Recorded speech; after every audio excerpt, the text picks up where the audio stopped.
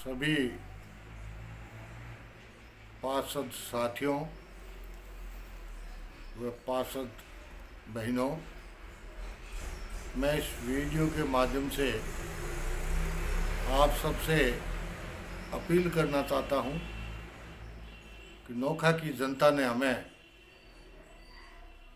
यानी कि 45 व्यक्तियों को चुन करके भेजा है नोखा नगर पालिका में, और हमारा दायित्व बनता है कि हम अपने अपने वार्डों में जो सही काम हो, जिसके काम बाकी हो ऐसे करवाने हो, वार्ड में विकास करवाना हो, इसलिए जनता अपना प्रतिनिधि चुन करके नगर पालिका में भेजती है। जनता ने अपना काम कर दिया और करीब आज से 1.5 साल पूर्व नगर पालिका में एक प्रस्ताव रखा गया जिसमें महाराजा गंगा सिंह जी की मूर्ति व शेर शुगन चंद की मूर्ति के विषय में लिया गया था, लेकिन अभी इस मूर्ति पर हमारे नोखा के विधायक लाडले बिहारी जी बिश्नोई ने भी 10 लाख महाराजा साहब के लिए, 10 लाख शेर शुगन चंद जी के लिए मूर्ति के लिए दिए, तो उनका स्वागत है। लेकिन शेर शुगन चंद जी का नाम जब शहर में इधर उधर वार्डों में गलियों में आया तो लोगों ने पूछा, आप सब पार्षद हो, हमें यह बताओ ये शेर शुगन चंद जी है कौन। दूसरे नंबर पे इन सेठ जी की क्या भूमिका है इस नोखा में, जबकि संस्थापक तो महाराजा गंगा सिंह थे और ये सेठ जी सिर्फ चौधरी की उपाधि से सम्मानित थे महाराजा के कार्यकाल में।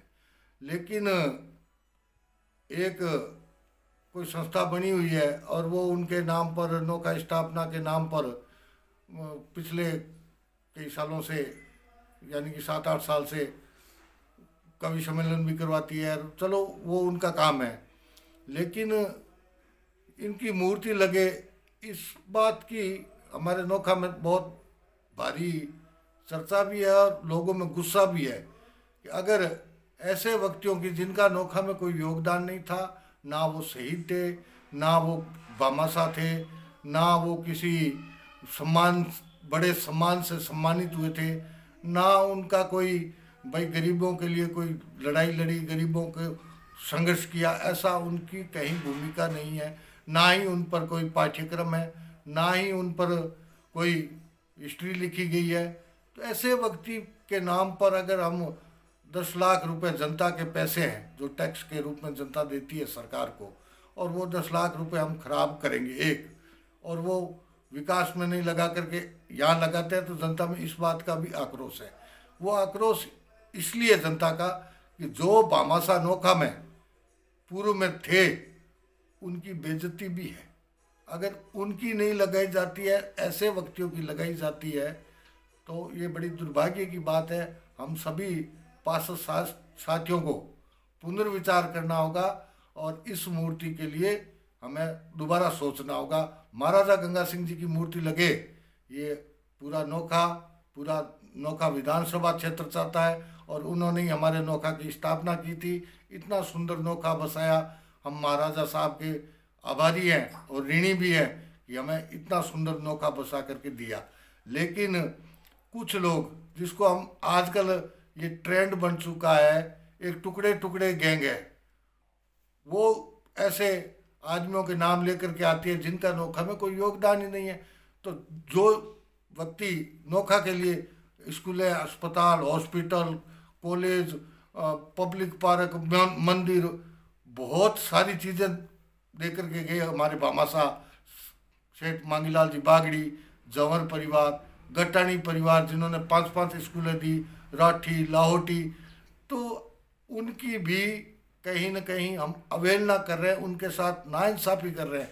तो मेरा आपसे फिर निवेदन है कि हमें नोखा के जो इतिहास को तोड़ मरोड़ करके पेश कर रहे हैं, ऐसे व्यक्तियों को भी जवाब देना है और हमें अपनी ईमानदारी के साथ उन व्यक्तियों के साथ भी न्याय करना है। अगर हम ऐसे ना बोले और ऐसे व्यक्तियों की मूर्ति लगी तो ये नोखा के लिए दुर्भाग्य की बात है और आने वाली पीढ़ी हम सब पार्षदों को कोसती रहेगी। क्यों? उस मूर्ति से कोई प्रेरणा मिलने वाली नहीं है। मूर्ति जब लगती है तो उसकी कोई न कोई प्रेरणा मिलती है। जैसे गांधी जी की मूर्ति लगती है तो गांधी जी पोरबंदर से अहिंसा का पुजारी बन के निकला था और पूरा देश आज़ादी में उनके पीछे हो गया था। अपने नेताजी सुभाष चंद्र बोस है जिन्होंने आज़ाद हिंद फौज बनाई, इस देश के लिए बहुत कुछ दिया, तो वो मूर्ति लगी रहती है तो आने वाली पीढ़ी को उससे प्रेरणा मिलती है। भगत सिंह की लगती है तो प्रेरणा मिलती है। बाबा साहब अम्बेडकर की लगती है तो उन्होंने देश का संविधान लिखा था।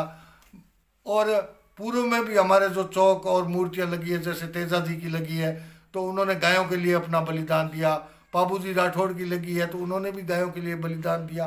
तो उससे वो प्रेरणा मिलती है कि ये बाबूजी राठौड़ थे, गायों के लिए सब कुछ अपना न्यौछावर कर गए थे। ऐसे तो मेरे कहने का मकसद ये है, अगर हम ऐसे व्यक्तियों की मूर्ति लगाएंगे तो बहुत बड़े दुर्भाग्य की बात है।